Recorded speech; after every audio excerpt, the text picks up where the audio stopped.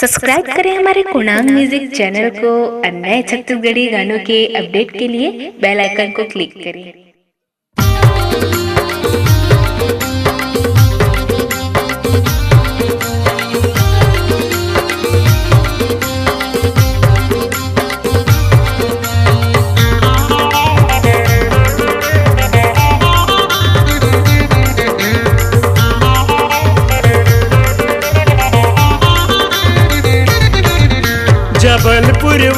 जबलपुर वाली हवे गजब दिल वाली रे छोरी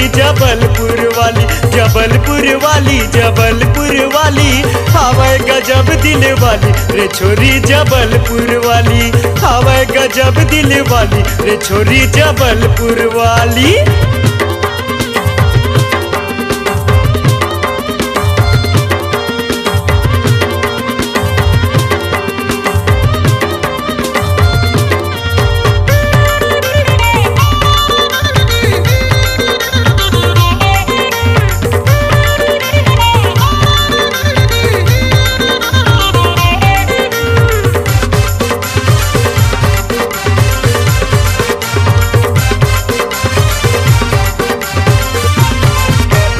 मंडला वाली के गाल गजब है,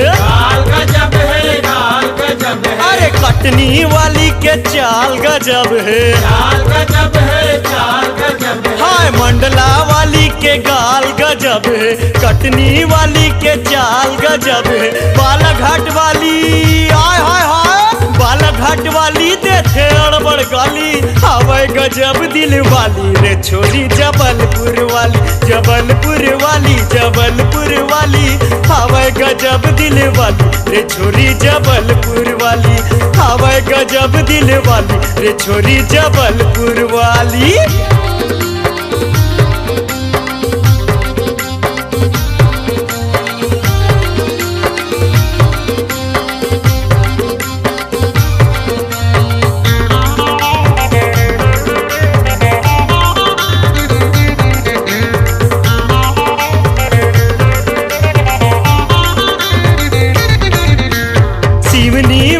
लगाए है गजरा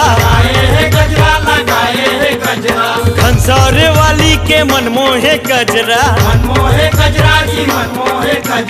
सिवनी वाली लगाए है गजरा घनसौर वाली के मनमोहे गजरा बालपुर वाली के अदा निराली हवे गजब दिल वाली रे छोरी जबलपुर वाली हवे गजब दिल वाली रे छोरी जबलपुर वाली हवे गजब दिल वाली रे छोरी जबलपुर वाली।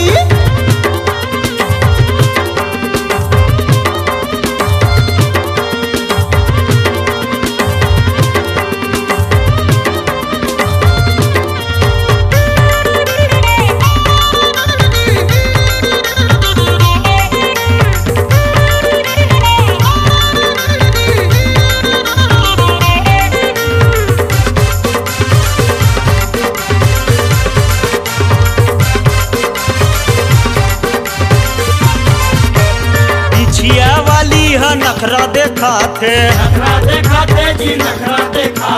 सिझोरा वाली है तिरमा बलाते बिछिया वाली है नखरा देखाते सिझोरा वाली है तिरमा बलाते भानपुर वाली बनहू कैथे साली हवे गजब दिल वाली रे छोरी जबलपुर वाली